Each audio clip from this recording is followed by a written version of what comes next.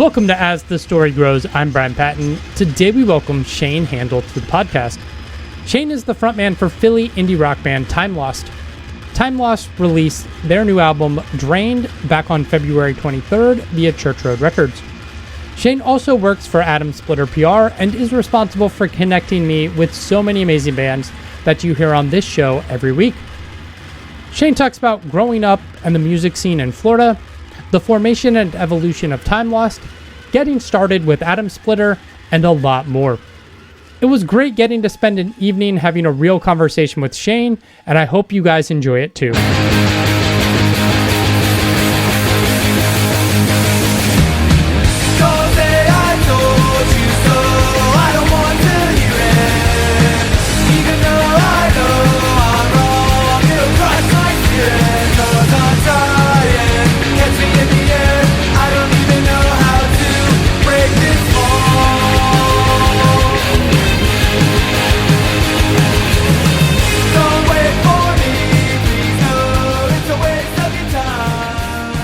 Welcome. Thanks, man. It's, been looking forward to this. Thanks for having me. Yeah. I think I said in the newsletter or in a podcast episode at the end of last year, like you and Tim are probably the people I talk to who are not my wife and children the most. I mean, yeah, that doesn't surprise me. I feel like we talk pretty much every day. Yeah. or damn close to it, at least. Yeah. Yeah. So it's good to hang finally out, have an actual conversation. Exactly. Yeah. Yeah. You're in Philly. Are you actually in Philly? Yes, I'm in South Philly. You're South Philly. Okay. Yeah, I moved here about 5 years ago from St. Pete, Florida. Okay. Yeah, I grew up in like the Tampa Bay area mostly, and moved to St. Pete when I was like 18 or so and lived there for a while, and then was over it and moved up here. Nice. Yeah. Florida, I feel like people either can't wait to leave Florida or they're just like, well, it's home. And so, yeah, I mean, the best of a bad situation. Honestly,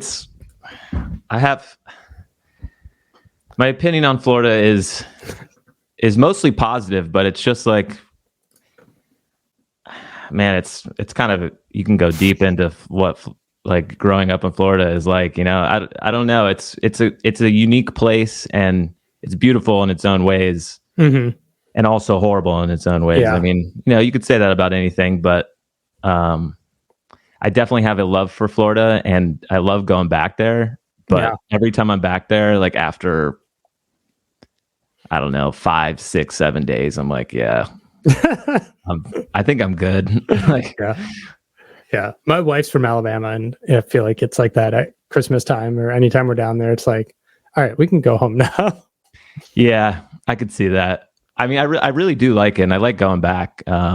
There's some special parts and things about Florida that you can't get anywhere else, and obviously in the winter in Florida is like amazing. And now having to deal with actual winter for the first time in my life has been an adjustment for sure. So when I do go back in the winter, I'm always like, wait, why did I leave again? It's like, oh yeah, I do remember, because in March it becomes 90 degrees for the rest of the year, and so it's like Florida winter is definitely reign supreme. Like I always I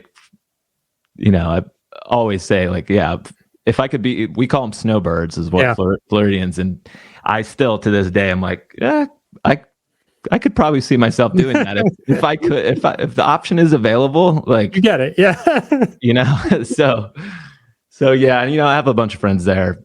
So it's fun, but definitely glad that I don't live there anymore. Yeah. But no like disrespect to it at all. It's not even, it's just a personal thing. Some people move there, or some people grow up there and stay there and love it. So, I see why they would. But it's good to have change in your life, and switch things up. And Philly has been really awesome. I love it up here, and you know, have made great progress within my life and other things and whatnot. So like, it feels like the right choice has been made. Yeah. Yeah. And as you said, no place is without its problems. I lived in Philly for oh yeah, you did 6 years. Yeah. And like, it was like, I mean, that summer of 2020 George Floyd protest, a bunch of white supremacists up in Fishtown posted in the group. They were like, hey, there's a Antifa rally, and then just showed up outside the police department, like waiting to like beat people's ass. And it's like, guys. I was living. Were you living in Fishtown at that time? Yeah. Yeah. Okay. So was I. That's funny. We were like neighbors. Yeah. Yeah. That was a crazy time. My buddy actually the drummer of Timelost,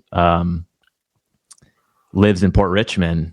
That was where like there was dudes with guns, like Proud Boys on the streets, like protecting the streets or whatever. And he was concerned, like he was going out of town or something, or he was like, should I leave my house? Like, what? This is crazy. Yeah. So yeah, I mean, Philly is a special place as well. Yeah, for sure. Yeah. I was trying to think if there was any time where you and me would have interacted unknowingly in Fishtown. Or in Philly. Probably. There's a good chance. Probably at a show, or we probably bumped shoulders at a show or something, Getting pizza brain or something. Yeah, there you go. That's Amy's favorite spot. Yeah, I know. Yeah. Good one. Yeah. What got you into music? Well, I mean, pretty much music has been like a super big part of my life since I was born. My dad was like a hobbyist guitar player, and always had music on. They were big Beatles fans and Rolling Stones and Sabbath and stuff. So, the classics and whatnot, and a lot of oldies and stuff. So we were always like, my dad was always playing guitar around the house or trying to sing songs, and it was always there, So when I got a little bit older, I mean, I wasn't even that, like maybe like 6, 7 years old.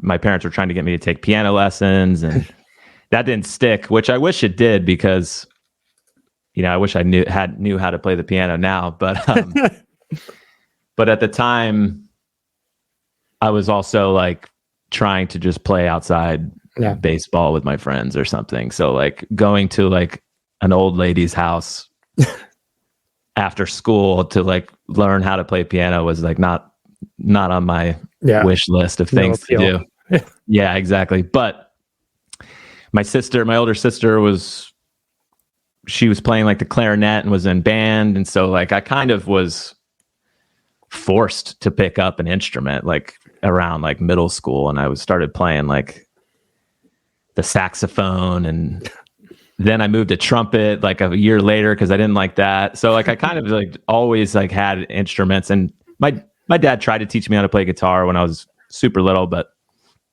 didn't really stick or anything. But then, like probably like middle school, when I was learning to play trumpet and whatnot in the band, I also started getting into like heavy, like metal or rock music or whatever, and of course I was like, oh wait, like this instrument's way cooler.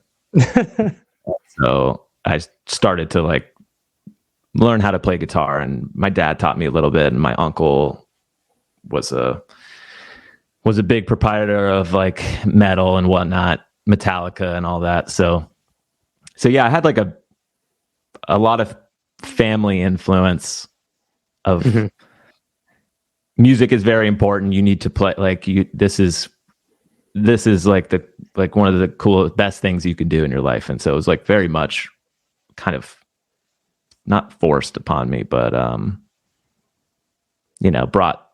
brought to my attention always, like as early as I can remember. So yeah. Where's that line or that experience where it's like, okay, music is going to be the rest of my life, or, you know, a good chunk of my life? I mean, pretty much. I mean, when I started to actually be able to play guitar, it was like I just became obsessed with. I was becoming obsessed with music in general, but once I started playing guitar, I was like, "This is the best thing ever," and I was like, "I have to start a band." And I had like, you know, in when you're in the 7th or 8th grade, it was like, okay, what do bands have? And it's like, we have a logo, we have a band name, we have like a fake, like bad website, you know. And it was like, I did all of that like with my friends when we were like in the 7th grade and could not write a song for the life of us. But we tried, and it would just like be two of us, and we're like, yeah, we have a band, it's called this, and here's our logo that I made on like Microsoft Paint, you know.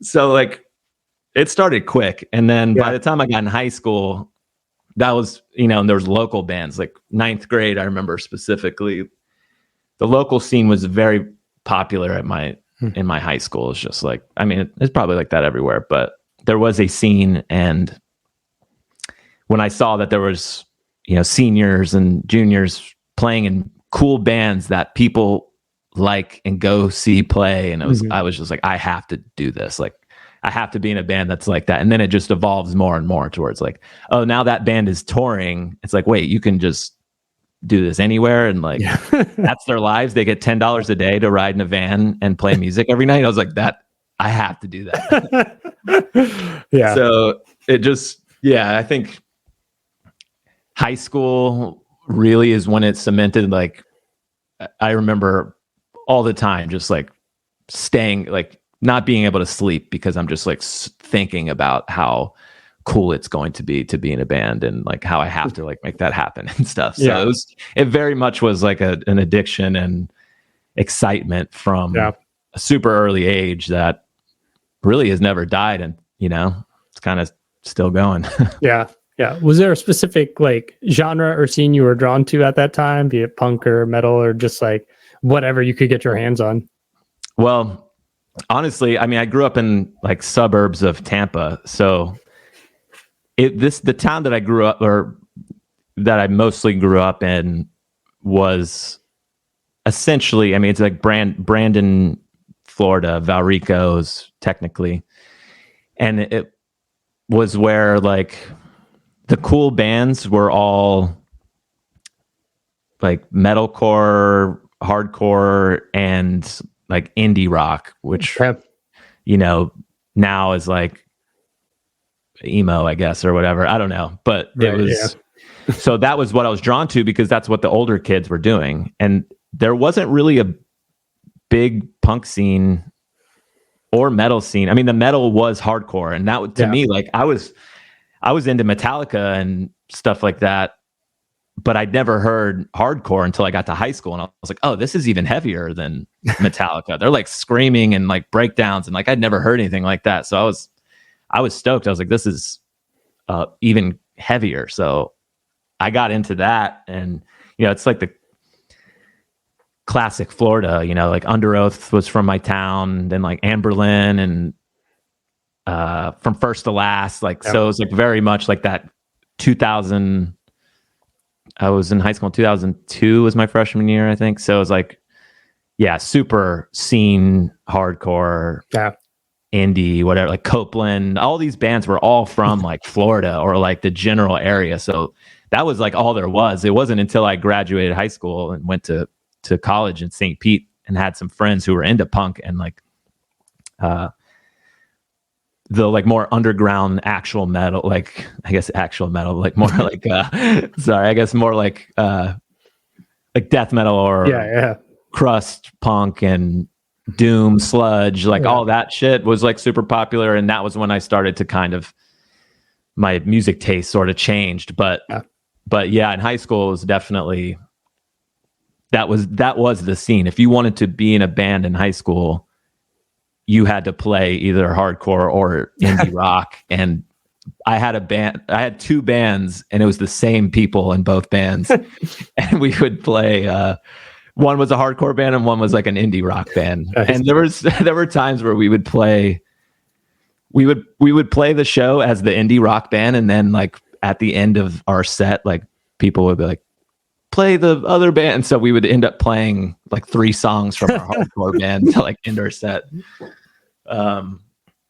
Which is funny now thinking about that. But yeah, so it was like it was very much trend based scene.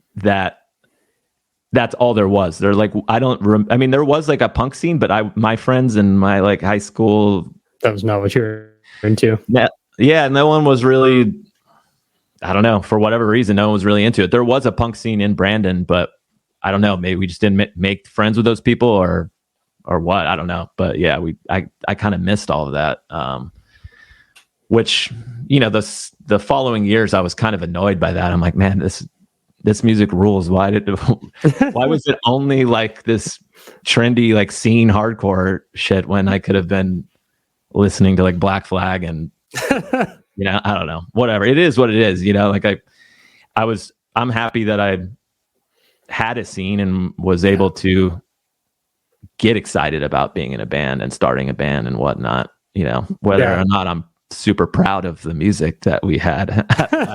That's a different story, but sure. Yeah, I get that. I was very much entrenched in like the hardcore, metalcore scene too. And then like it was my senior year of high school, and someone introduced me to Fugazi, and I was like, "Oh shit, they're from right here." And then it was like that was like the last year and a half of their existence, and so I was like, anytime they played DC, it was like, Gus. And then they broke up, and it was like, well, I'm glad I got on that train just in the nick of time. Yeah, I mean that's a good one. Like there was no like, I mean, you know, I had some cool bands, like a lot of that like late 90s screamo stuff, like Jerome's Dream and Seisha and all that. That was, which I still love today. Like that was popular amongst some of the older kids that I learned like some of that, like Orchid and Daughters and stuff like that. But yeah, no one like Fugazi was being introduced to me, which that's amazing. Where you said you grew up in DC? In the suburbs of DC, yeah. Okay, gotcha. Yeah. Yeah. I mean, I feel like, so the drummer of Timelost, he grew up in Philly, and you know, he was literally listening to like underground Polish black metal when he was like 13 and still loves it today. And it's like, man, I mean, he grew up in Philly. It's like there's more exposure to that, you know, like there was, you know what I'm saying? I feel like he had like a better, or not better, like a, I don't know, maybe it is better, but just like, I guess more relevant now as an adult. Yeah. Taste, you know, because he was living in Philly where there was like, he would go to like Relapse Records, the store, and like would, you know, his band in high school had like, were like true underground black metal. And like, it just, to me, I'm like, wow, that's so much cooler than what I was doing. You know, and I blame that on because he grew up in Philly and I grew up in a suburb of Tampa. So, right. You know, and that. Yeah. Even in the suburbs of DC, it's like I was in a band and we opened for, what's that? Good Charlotte. And it's like, even then we were like, they suck. They're not real punks. And then they're on MTV and you're just like, well, okay, it worked. Yeah, exactly. But they're posers. Yeah, I think you know, that's like part of the thing about Florida that I don't like is like, I feel like they're up here, there's more exposure and opportunity for stuff. And that's just because it's, I don't know, it's just a bigger city, and the Northeast is, you know, a little bit, I don't know, it's closer to New York. Maybe like trends and tastes are more evolved than like it's a little, like it takes a little bit longer to get to Florida, you know. It's like, I don't know. Yeah. I also think in Philly, living up there, like it's a cool like music city in general. There's so many great venues, so many great bands, but I feel like there's a lot less, I don't know, at least in Fishtown or certain areas, there's less pressure to just like, I don't know, be some corporate schmuck or whatever, right? Just like, it's way more artsy of a city than I think other places. Yeah, totally. And people stay there. That's Yeah. like, the scene in where I grew up, it was like people graduated high school and then would play like for a couple years and then move somewhere, So it was like we didn't have anyone over the age of 19 or 20 like involved in the scene. But if you grew up in Philly, it's like you're not even allowed into venues until you're a certain age. And then you're hanging out with people that are all like in their all the way up to like their 40s and 50s. So it's like you're exposed to like longer lifers of musicians and bands, and because people stay there because it's a bigger city and people like it, Yeah. What'd you go to college for? Man, I was kind of, I went to school for, I graduated for psychology and anthropology degree. Essentially, it was like my parents pressuring me to, since I was a kid, like, you have to go to college. Mm-hmm. So I was always like expected to go to college, and I hated it, and I just wanted to be in a band and go on tour. But I took like a psychology class. I was like, oh, I can just do this and get good grades, and I don't even have to really study for it. I'm just like naturally good at it. So that's cool because I'm failing all of my other classes. So I ended up being able to like power through it. And then just like we would book tours in the summer and maybe like winter break. I think we did a couple, but yeah, school was, now I'm like, cool. It's cool that I have a degree, I guess, but I don't use it. I mean, right. I don't have any plans to use it. Yeah. Either. It's just, I was talking to my wife about that recently. Like, you shouldn't be forced to like figure out what you want to do for the rest of your life or for a career, like when you're 18 years old. Right. Who has any fucking clue? Yeah, exactly. Like, I loved music and I wanted to like get into music, but I like wanted to play music. And then I'm like, how do you get into the music business? Right. When you're from Florida and you don't have like, it's not like you're like, there's record labels and stuff like that in my general area, so it just didn't like, I didn't know what there was to do because so it is, I'm glad that I have it, and it was cool to learn and to, it advance my brain a little bit, but yeah, otherwise it's, I don't know, kind of worthless. Yeah.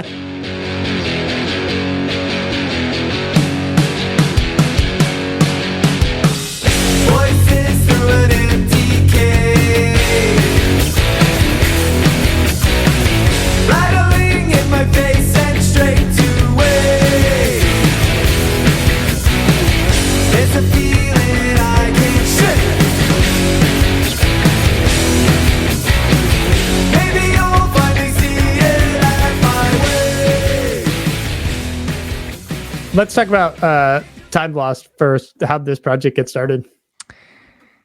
So Jeshik, the drummer, who is from Philly, we met in like 2010 probably or something through touring. He booked my old thrash metal band in Philly, or helped us, and we became friends, and we always just kept in touch. And he's the kind of guy that just would call you randomly a couple times a year, and we just became closer and closer. And there was one day in like 2017 or 18 where we were both having a conversation about our bands and about what we're up to. And we were both frustrated with like our current bands that we were in. Like, there was problems for both of us, more so him, but I could tell like my bandmates were my old band was around for a while, and they were just getting into other things, and we had like 3 or 4 albums out already, and it was just like, all right, it felt like kind of the right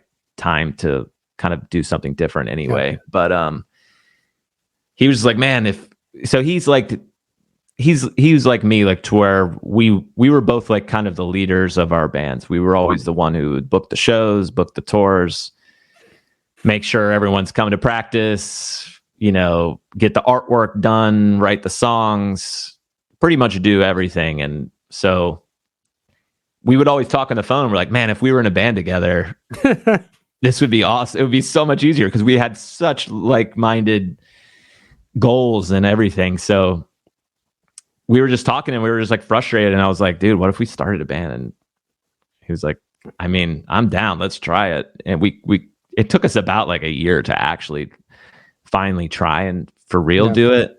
And I had the idea. I was like, I wanted to start like a shoegaze band.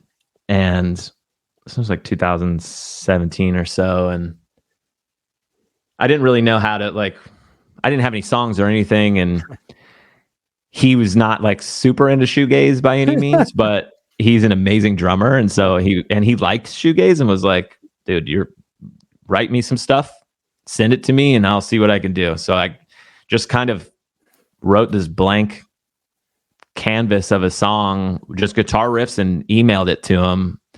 And he like wrote drums to it, sent it back. And we just started like that and just went back and forth. And then we had a song done. And then I was like, fuck it, I guess we'll write another one. So we kind of just kept going from there. And we ended up writing our first album completely through like file sharing and whatnot. And within that time, I started flying up to Philly like once a month because it was super cheap and we would split my plane ticket. Yeah. We could find tickets from Tampa to Philly for like $100 or $120. So I would come up there for the weekend and we would just kind of write some stuff. And then we recorded the album. And then at that time, like my other band was finishing, or we were releasing an album and doing a European tour. And I kind of had this I was like, this is probably it. So I was also at the time just like already considering moving in general. Yeah. I was just over St. Pete. I'd lived there for like 12 years or something at the time. And I just felt like my time was up there. Like I did everything, I accomplished everything that I could there, you know, and I still loved it, but I just wanted something new. And I was going up to Philly so often to practice. And I was like, oh, wait, I have a band in Philly. Yeah. Philly rules and it's affordable and it's a big city. What am I, of course, like it was so obvious. I was like, oh, I'm moving to Philly. Yeah. Let's do this band for real. And so I moved to Philly and then we got a bassist and a second guitarist and started playing shows and stuff. So then from then on, we became like a legitimate band. But for the first year we were and wrote our first album completely remote. Yeah, I saw on the credits on Bandcamp, it says in St. Pete and Philly. Yeah, it was interesting. And once we got the flow down, it was amazing. And funny enough, we continued to, all of our songs have completely been written remote, even though I live in Philly. Like I'll write riffs on my computer and I send it to them. There's been a couple of times where we've gotten together to like hash out like a bridge or you know, a transition or whatever, but 99% of every single one of our songs has been written the same way, whether we were in the same city or not. Nice. So yeah, it kind of just, we developed a way to write songs and it just was working. So we just kept doing it.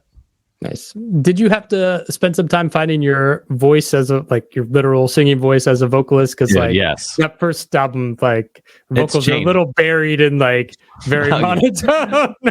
Dude, I mean, you can tell so for sure. I mean, this was the first band I'd ever sung in my life. And I had no fucking clue what I was doing. Yeah.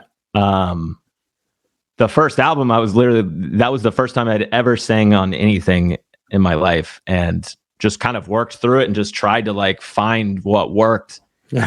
And personally now I'm like, it's hard for me to listen to that album because I'm like, I had literally no idea what I was doing. Yeah. And I still don't really, but your confidence is there. Yeah, exactly. And I've found my voice. Like I feel like on this new album I finally found my voice. Even though our EP that came out in 2020, I was still developing it, and I took vocal lessons 2 different times. Like when I first started, I took them for like a year, and then I stopped, and then I took some more while we were writing this album for about a year as well. And I learned a lot, and definitely I feel like I finally found my voice with this album. And it was a lot of trial and error, and work, like build up, because my range has gotten a lot higher, and I always felt like I sounded better higher, and I just had to get better at it. Like now I've been singing for 5 years. When our first album was recorded, I was singing for 6 months, you know?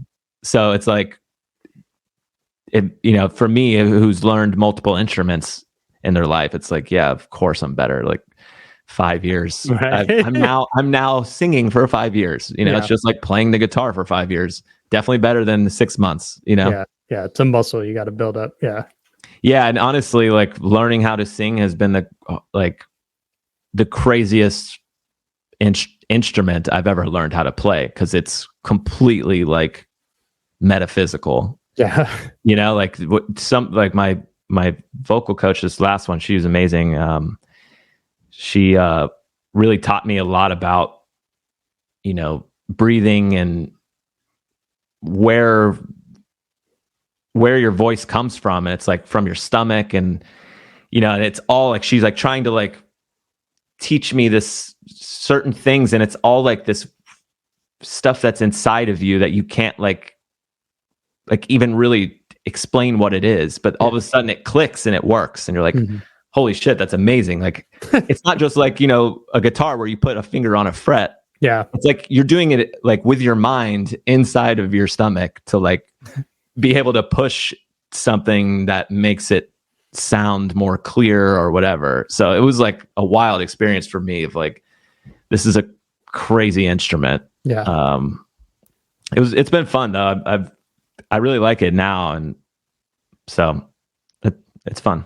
Yeah. I've been trying to get myself back to screaming again. So I've never done that really either. Yeah, I used to, and not for a long time. And I have all these songs I've written, and I'm like, it'd be great to scream on them, but every time I'm just like, you got to refine it, dude. Yeah, it is not like riding a bicycle.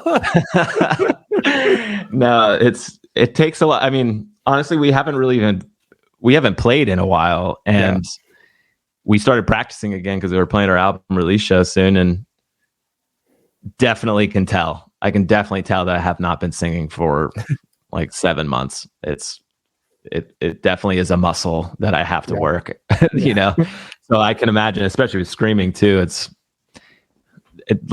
going into the metaphysical thing. You have to like find the place where it exists, like through thinking. I don't know. It's crazy. So yeah, I could see that being difficult.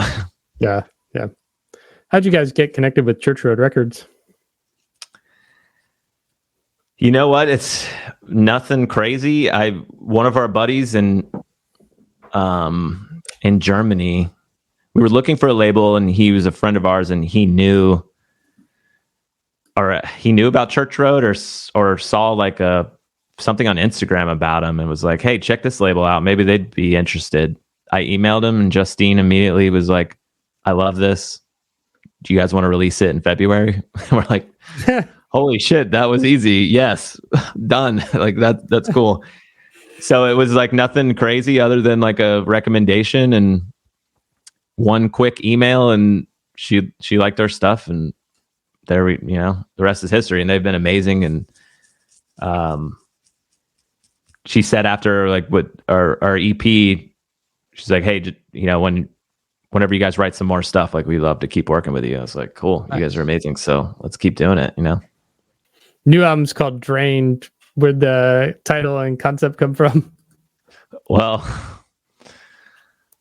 honestly, like a lot of the lyrics were like, kind of had this theme of, I don't know if it was because of the pandemic or what, or I don't know. I was just a lot of my lyrics happened to have this common theme of just being kind of tired of everything, and just in general. And I got the one of our lyrics in one of the songs that says like draining all my last few simple ways. And when I was trying to think of an album title, I was listening to the album and that line came on and I was like, I feel like that line is what I think can encompass this whole album. So I was like, draining, drained. Cool. Yeah, I think that works. And I don't know if that necessarily answers the question, but I don't know. I think it's just life in general is just, things get tiring, and I also hate writing lyrics. So I think that maybe that was like partially like why my lyrics were always just like, fuck this. Like shit's annoying. Yeah. So like, I think that, partially probably has something to do with it. But.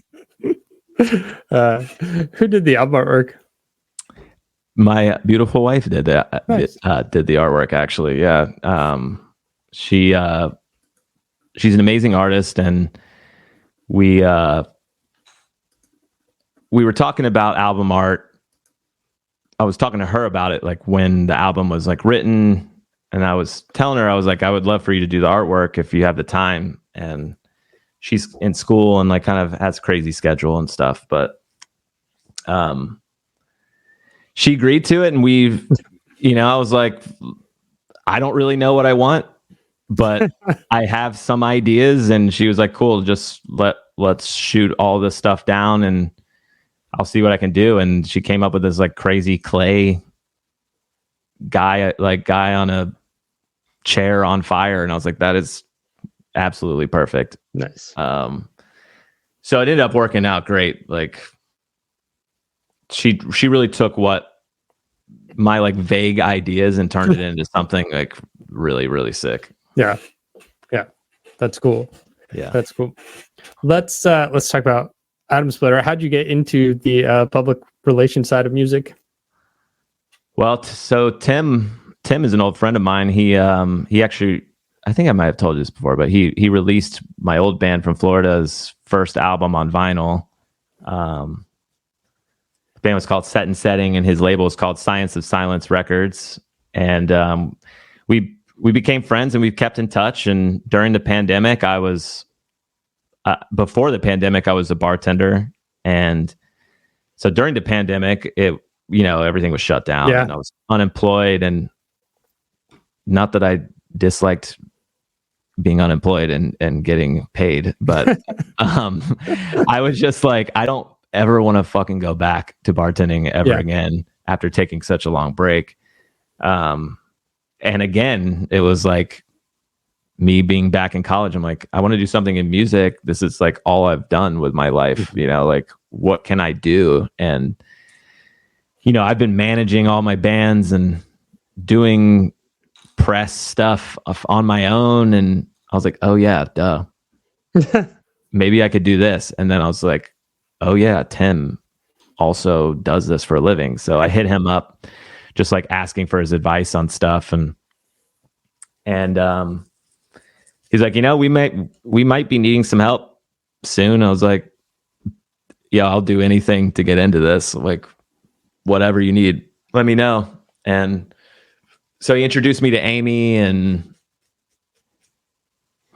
we met in person a couple times, and they just weren't like hiring anyone immediately, but it took about like 6-8 months. And finally, they were getting busier and busier, and they needed some help. And so I started working like just kind of like with some database stuff. I would just like cleaned up some database, like our tour database, just to kind of like see some of the inner workings of it. Yeah. And then slowly started pitching, and Tim kind of basically trained me and just kind of learned the ropes through Tim. And eventually, fast forward 2 years, now I'm full-time working as a publicist. It's a cool job. I really enjoy it. And, like I said, I've been doing this for so long, for 12 to 14 years for free for my own bands. You know what I'm saying? Like, it's cool to get paid to do this stuff that I've like pretty much been doing my whole life for free. So. Yeah.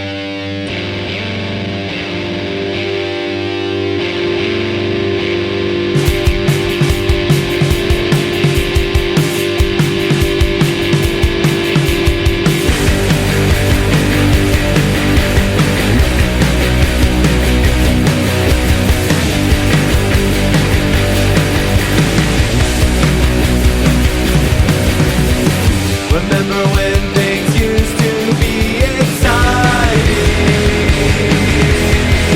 Just a kid unbound in songwriting. New Timelost album's out on Friday. Is the band going to try to tour? You going to try to work from the road, or just going to like, I don't know, play your album release show and just kind of just see what happens?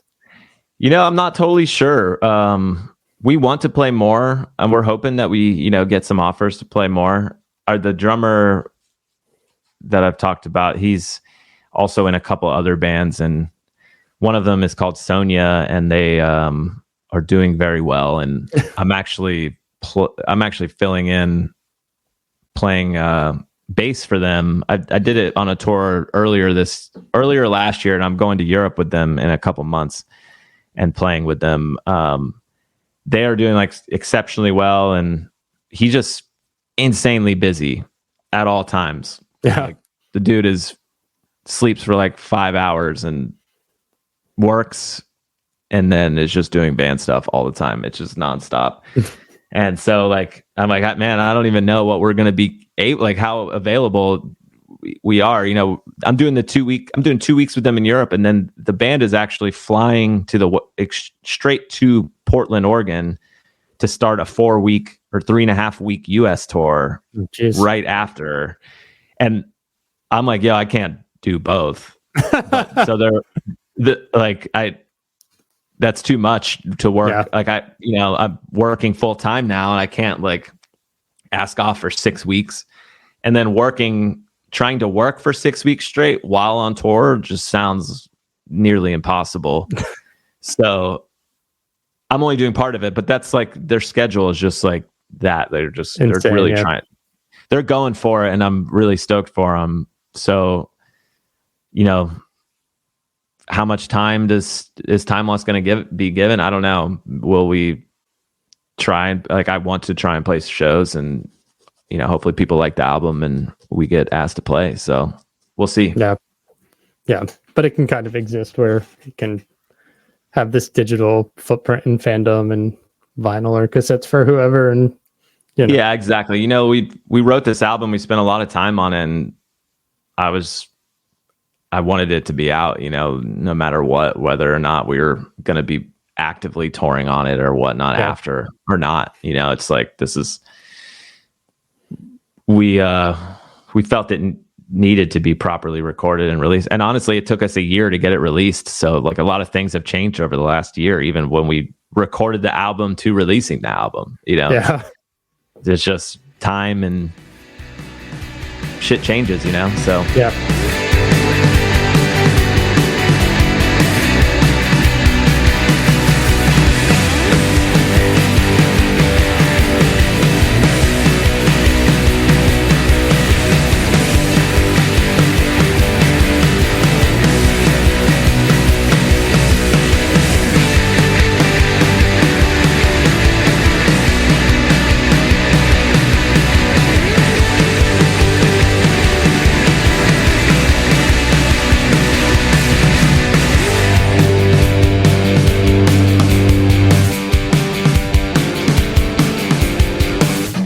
Thanks for listening to As the Story Grows. Our intro music was written and composed by Jeremy Hunt. The As the Story Grows theme is by Bob Nana. If you like what you hear, subscribe wherever you get your podcasts and give us a rating and review. If you'd like to support the show financially, you can join us at patreon.com/asthestorygrows. Be a part of our community and join the ongoing conversation over on Discord. If you enjoy this episode, share it on social media with your friends. Much appreciated, and thanks for listening. I never felt so young.